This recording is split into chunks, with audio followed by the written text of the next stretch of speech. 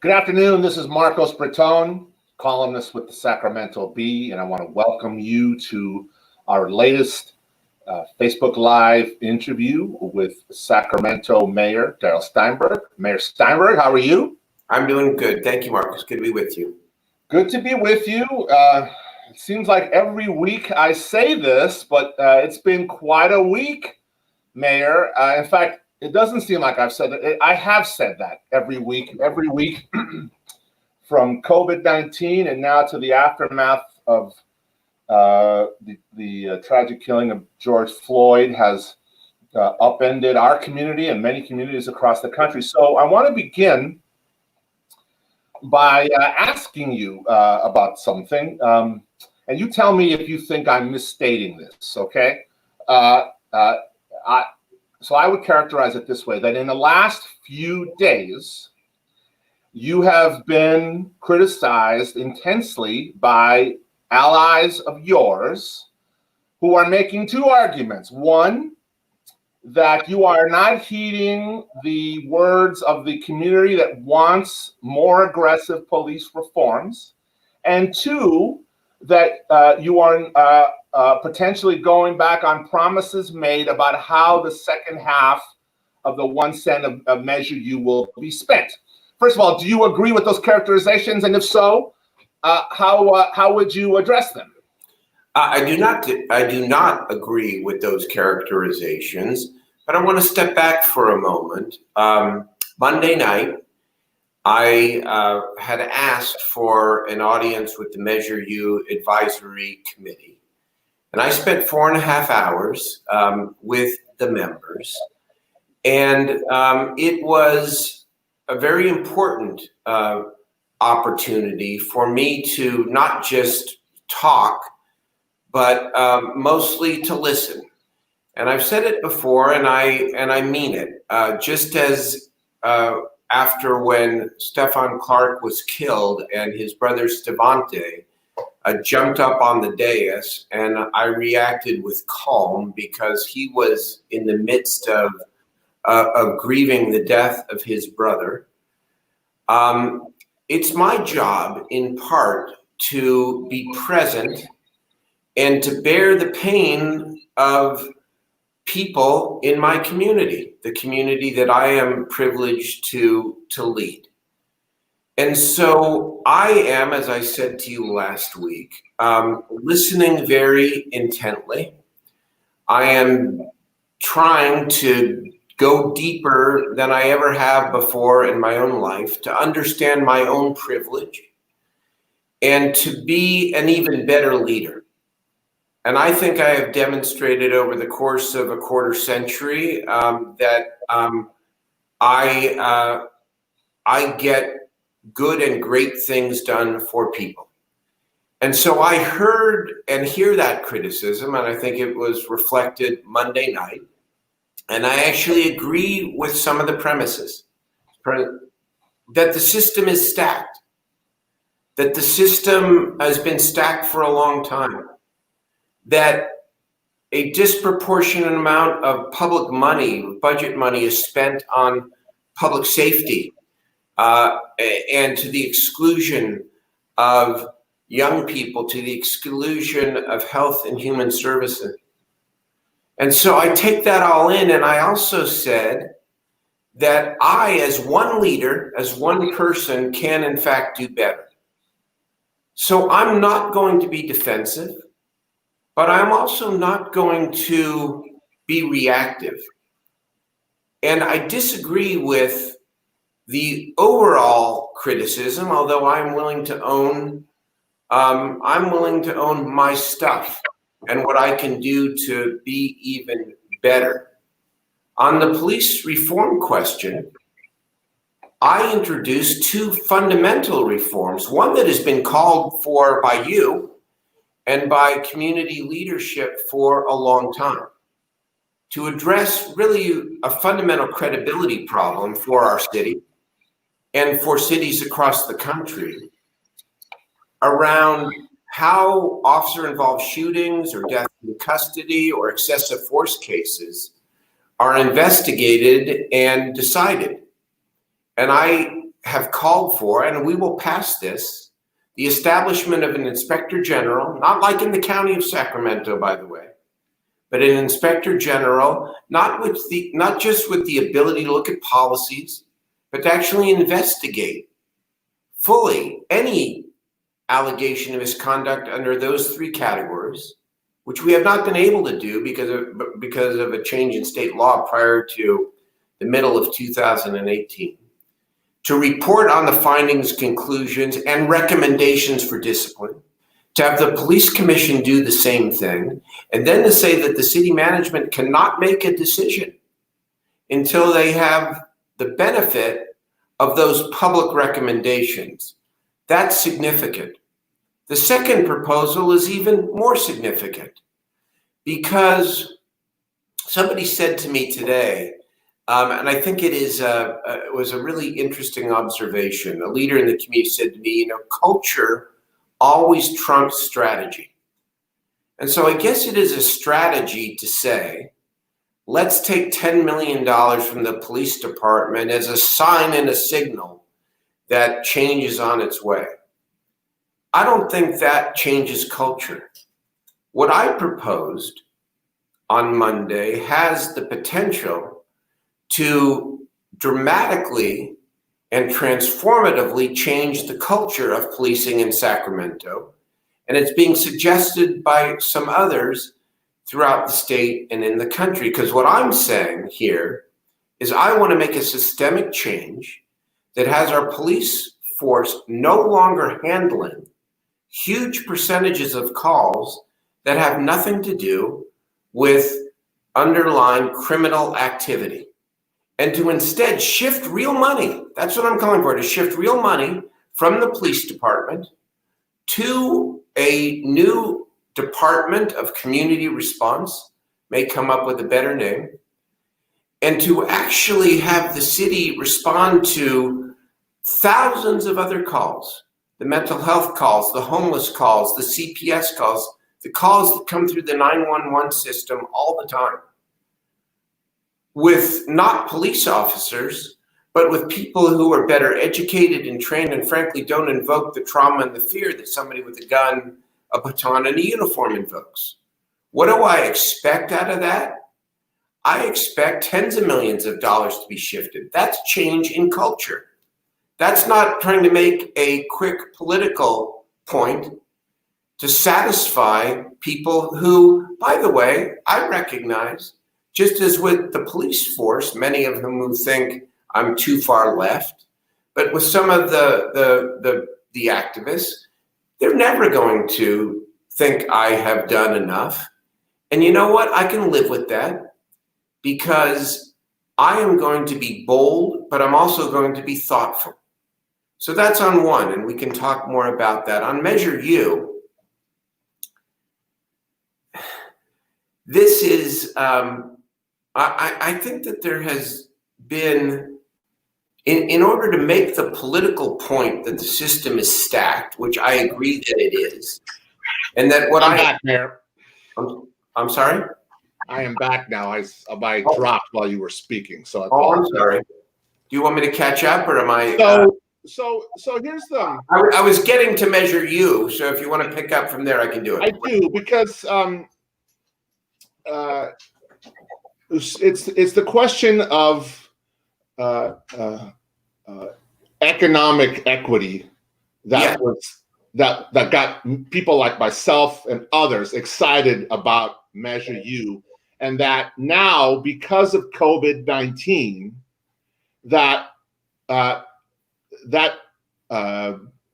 dream that people had that this money would be used to help corridors and communities of color, and it would be used to really try to lift up communities that have been overlooked is now going to happen. It's not going to happen. That's not true. Okay, so tell me. You're telling me that the second half cent of Measure U will still be used for economic equity then? I'm telling you that yes, over time, the second half of Measure U will be used for economic equity. But here is what has happened. What has happened, first of all, prior to COVID-19, we spent about the second half of Measure U is $50 million, okay? It is a year and a half since Measure U passed. So let's just say that what the people are owed pursuant to my promises is about $75 million, give or take, all right?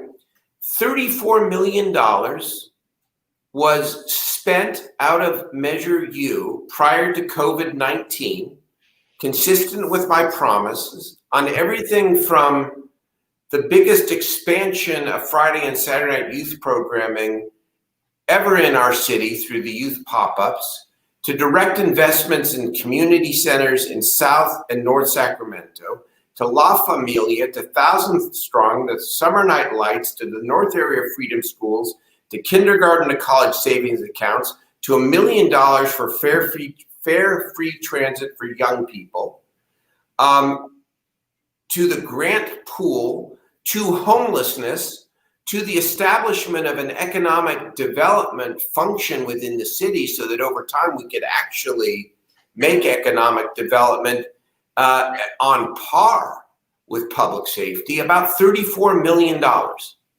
And then COVID hit, and the bottom goes out of the sales tax. I didn't make that happen. You didn't make that happen. That's just a fact. Now, what do we do after that? Because we have had a positive growth trajectory and our census numbers come in at 508,000, we qualify for $89 million worth of COVID funding. And you know what? With a different mayor in this seat, you might have had a set of recommendations that say this $89 million ought to backfill some of the overtime by police, some of the work that we've all had to do to change the way we're working because of COVID-19, all the new technology purchases to make sure that people can work from home. We could have added up a lot of money for basic services. Instead, what did I do? On May the 7th, I put out a letter and a framework for how to spend this money. And virtually all of it was around inclusion. And what have we done thus far with the first 35 million or so? We have dedicated it to inclusive economic development. Everything from, and social services, for assistance to people dealing with domestic violence, to family mental health initiatives, to food insecurity, to helping working people by setting up a central labor hotline, to economic relief to small businesses, 75% of the $10 million going to disadvantaged businesses. That is a requirement that adds up to about 34 million. So when you add the Measure U pre-COVID and what we've done thus far with the Coronavirus Relief Fund, which doesn't have to be spent on inclusion, that's about $70 million over a year and a half.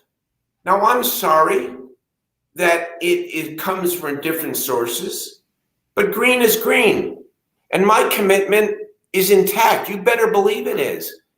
And when the tax base increases again and we recover, hopefully faster than not, then we're going to be able to get right back to using the sales tax as the source of funding. So I just think there needs to be, in my opinion, I'll take any criticism. I take it well. I sat 4.5 hours. I bear the pain. I own my stuff. I say I can do better. I know I can do better.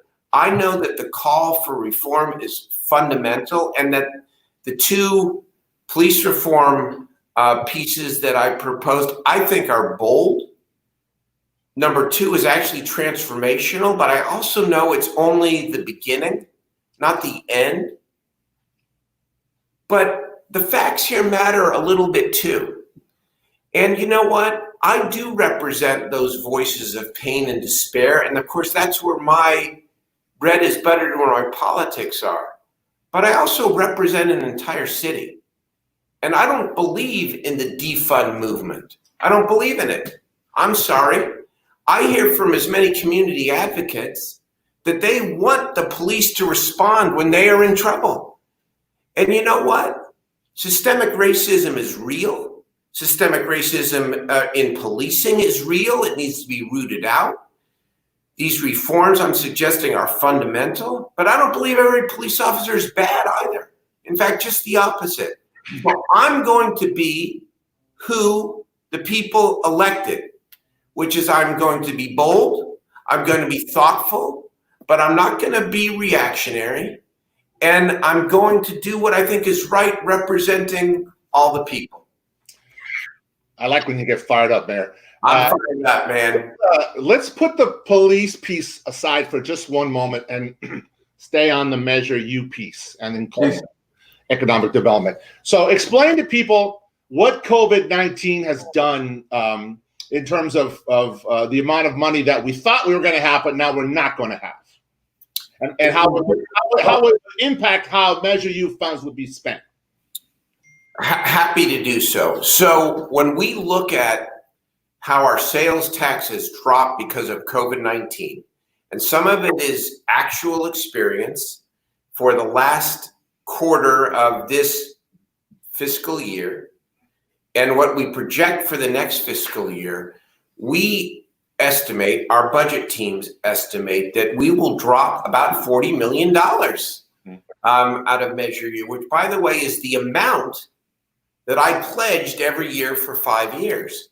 Now, have I sat on my hands and said, well, that's a bummer, we're going to keep everything else intact, and just go on and we'll get back to this agenda when we can? No. I looked at this COVID thing, and I said this at the Measure U committee. I get in a little trouble with, for example, our attorneys. because they don't want me to talk about the COVID fund as economic investment or inclusive economic development, because the law is very strict.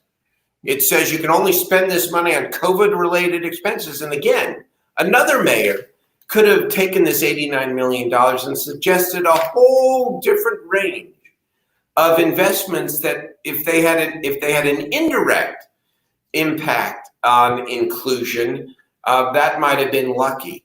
This is deliberate in a very positive way. And so it's a different source of money. But $40 million is dropped out of the Measure U pot. I mean, this is what I believe. And I think if you're going to, protest is essential. Anger is a motivator and an important motivator. And the anger is justified and real. But then at some point, you've got to engage in a way that actually gives you a chance to make dramatic and real progress. And the facts matter. And the facts in this instance matter. So bring on the criticism. Tell me, yes, we should be, if you believe we should be cutting police budgets, I think that's a very legitimate perspective. But understand this, at the height of the recession, before the Great Recession 10 years ago, we had 801 authorized positions, police positions. We've got 698 sworn officers. It's not exactly like the police, the number of police positions is somehow ballooned. And part of my theory, and it's more than a theory, about taking all of this non-criminal conduct calls, all of these calls away from the police department and the funding, is that it's going to free up the existing officers to do the things that really matter when it comes to crime. We don't have a sexual assault unit in the city. We don't have a traffic unit. And man, the number of complaints we get from residents about speeding and how unsafe that is for pedestrians, for kids. We've got a big gang issue going on in our community right now, and we don't have enough law enforcement. So, you know what? If You have about the most progressive mayor in this city that you could ask for. I am not, and I go back to this, I said this to the police, and I say this publicly, maybe I said it last week. I said, when I was talking to them about my provocative proposals, I said, I want to tell you something. I will always have respect for you and the job that you do. Always, even as I call for change. I said, but where I've changed now for myself is I don't really care anymore whether you like or respect me. I don't. And I say the same thing to some of the people who are passionate, who I share a lot of common belief in, who I expect to push me. But if you never think I've done enough, so long as I am pushing myself and I am stepping out and I am being bold, I can live with the fact that you don't like me. I am who I am. I am a 60-year-old white man. I am a political leader with an incredible track record of substantive achievement, including raising taxes on millionaires to fund $2.4 billion worth of mental health services every year in the state of California. I know none of that matters now, and I'm okay with that it's about what I do going forward. But I'm going to tell you something. My heart and my head are completely in this moment. And it's completely in this moment for transformational change. So but I'm not going to be reactive. It's why I suggested putting the police aside for a moment, because I think that I would argue that the defund police moment kind of clouds what I think is a deeper discussion on inequality and resources dedicated to communities that need them. And so if there's a $40 million shortfall caused by COVID that none of us could have foreseen, then if not, have a lot of that money come out of the police budget and maybe spread that pain across other city departments to try to keep the promise to communities within our city that need economic help more than ever now. I mean, here is the way that I looked at this. The way that I looked at it was we could balance the budget without making deep cuts across city departments and still fulfill my commitment because of the way I chose as the mayor to look at the COVID funds. And again, I didn't have to look at the COVID funds in the way that I'm choosing to look at it and the way I persuaded my colleagues to look at the COVID funds. And when I looked at it, I said, all right, we can balance the budget without having to lay a lot of people off, because that's really what we're talking about. We're talking about laying a lot of people off. We're talking about laying off police officers. All right? Is that what you want to do in this city when we are already 100 officers below what the peak was, and we can't staff sexual assault units and gang units and traffic units? If that's what you want to do, then I'm not sure I'm your guy. If you want to force the police department to change, if you want independent review and public scrutiny anytime there's an excessive force case that results in great bodily injury, I'm going to push them to the hill. If you want me to change the culture by saying permanently, we're going to take away your funding. We're going to take away your funding because we want that funding to go to a non-law enforcement response to community crisis calls that don't involve crime, then you got me. But I am fulfilling that promise, because I am finding ways to do exactly what I said, which is to put tens of millions of dollars into economic inclusion and to social services. That doesn't happen by accident. And where would we be, by the way, without the second half cent in the first place that I championed? We wouldn't even be having the argument. And so, can I do better? Can we do more? Do we have to show that we are making a long-term commitment to economic inclusion? Yes, we do. I own all of that. But I'm one guy. I'm doing the very, very best I can to make a difference. I believe that I am, and I'm willing to bear, again, a lot of the pain and the criticism, because if it helps make me and my city better, then it's worth it. Yeah, so you got a lot of criticism at the Measure U meeting on Monday by people who have been very close to you in the past, and who were using the police budget as an example of what should be cut at while commitments to some of our more economically disadvantaged communities are kept whole in terms of the promise of Measure U. But I've spoken with other people who are less dogmatic about the police. They don't care where the money comes from as long as our communities of color are kept whole, and that other departments in the city share the pain to keep the promise to the people who need the most help in Sacramento. I promised, I mean, look at, I don't know whether I'm going to convince you or not, or any of my critics.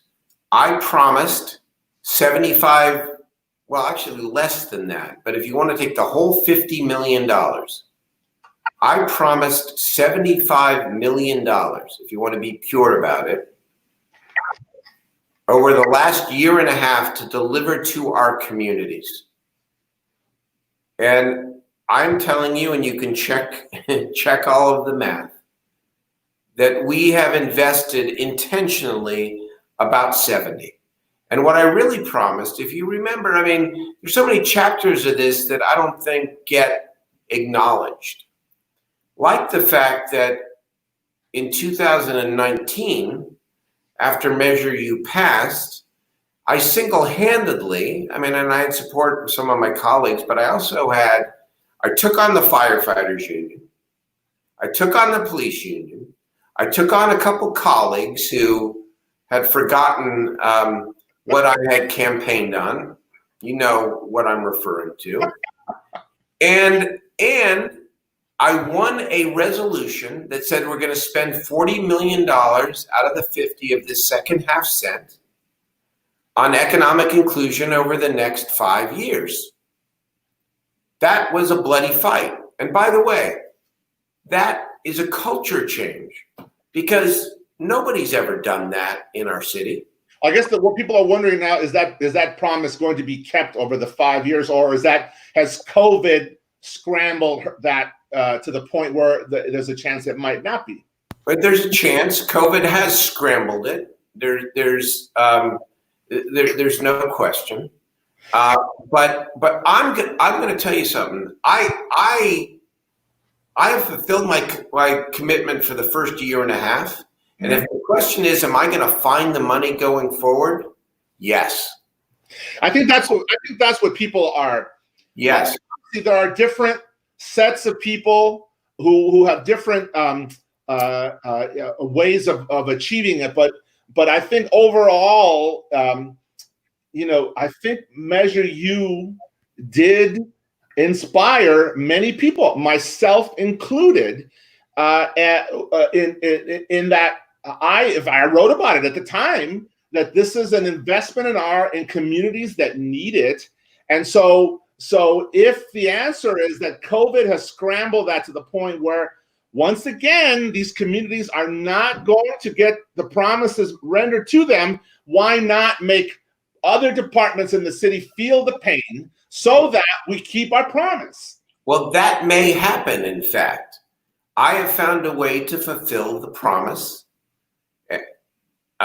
with a combination of Measure U, about $35 million, and about $35 million from COVID. And so the question now, and I think you asked it, is now going forward, can I promise that we will continue to spend at least $40 million a year on economic inclusion? By the way, I gotta say it, on our own, without the county or without any other partners here, okay. Am I willing to promise and be held accountable to following through on my commitment to ensure that at least $40 million a year is spent over the next 5 years on economic inclusion, coincidentally through the end of my second and last term as mayor? The answer is yes. The answer is yes. I'll hold myself to that standard because that's what I promised. But I disagree with criticism beyond criticism, because I'll take criticism, but criticism beyond criticism that says I have not followed through on what it is I said I would do. So before we wrap up, I do want to ask one police-related question before we get to COVID-19. So let's make this one quick. But you know that your friend, the mayor of LA, Eric Garcetti, and his council are studying the issue of changing the way police is funded. We don't know what that study is going to show, and maybe they end up in the same place as us. But your thoughts about that, and why not sort of open that Pandora's box?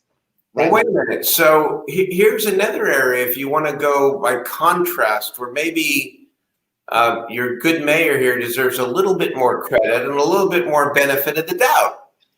They're studying it. I'm bringing a resolution to the council on June 30 that says we're doing it.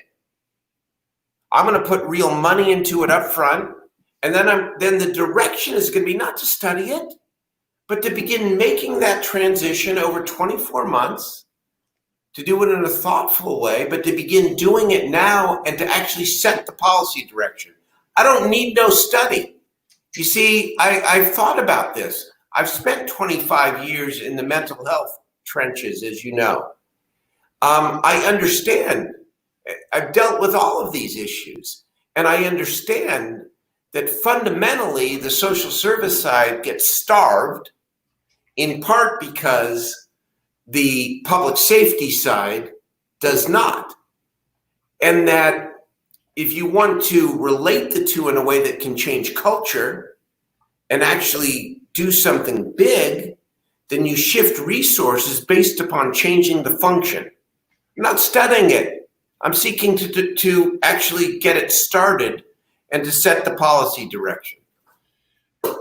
So let's finish with, well, I should say, before I get to the last question, I want to apologize to our viewers. My signal dropped for a few minutes, so I had to dash to a different room and reconnect. And so maybe a couple of the questions I wanted to ask did not get asked, but we will endeavor to do that next week. So, Mayor, we need to finish on the note of COVID-19 in that the numbers are spiking at the same time we are reopening. So before we talk about that, if you can give people a sense as to how are we doing on ICU, on patients in ICU and patients in hospitals in general with COVID-19, and how has that changed since last week?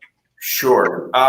The numbers are going up. I think spiking is maybe an arguable term, but the numbers are definitely going up. There are 36 people in the hospital as of yesterday, 13 people in the ICU as of yesterday. This is higher than in mid-May. So that's troubling because it's an upward trend. Lower than within the capacity that we still have a lot of capacity in our hospitals, a lot. So there's no crisis there, but the numbers are going up. But the numbers are going up. Yeah, we are still not at a place, thank God, where we would consider it a surge where hospitals are even close to being overwhelmed. The April peak, of course, on the 6th of April, 77 were hospitalized, and by April 20th, 33 people were in the ICU. And so the numbers are still lower than the peak in April. And none of this is really unexpected. I think what I'm waiting for, and thus far kind of holding my breath, is we are now about 2 weeks out from the beginning of the protests. Mm-hmm. And we have not seen a major spike as a result of the protests. Mm-hmm. And I think that was a pretty good test because of the fact that people were in very close proximity with each other. Yes, people were wearing masks, but a lot of people weren't. But here's the thing. Let's go back to what we talked about, maybe it's 3 weeks ago. I don't know, time goes so fast. And, you know, I was frankly this close to introducing a mandatory mask ordinance for the state. You were. You know, and then the first night of protests hit, and I would just say that the steam went out of that mask argument for a little while because events took over, and my attention was rightfully spent on some other things. So I've read in your paper today that the county is now considering mandatory masks. They should have done that in the beginning, shouldn't they have? I look forward, not backwards. We should have. Yeah. Yes. Yes. Okay. I'm going to say it. They should have. Yes. I said it back then, but I also understand they are a different political entity, a different culture than the city. Okay. Here's the thing. We should have mandatory masks when people are indoors. Just restaurants, grocery stores, that's the way it should be.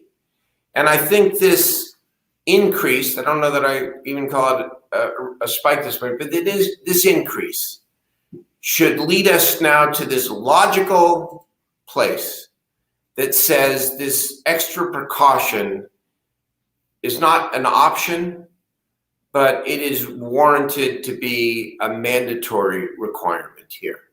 Because we've now come way too far in terms of the opening. And it's going to be very tough to go back, and understandably so. I mean, people have to work. Yeah. People have to live. But masks should be mandatory. I was in Midtown this morning having coffee, and there are a lot of people around with no masks, including indoors. So it definitely was concerning. So I should, yes, I have mine here somewhere. I should say, I want to thank all of our viewers for tuning in. Thank Mayor Darrell Steinberg for answering the questions. Thank you, Mayor Steinberg.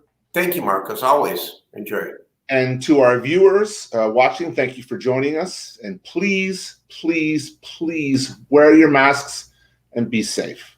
Please be safe, everyone. Thank you.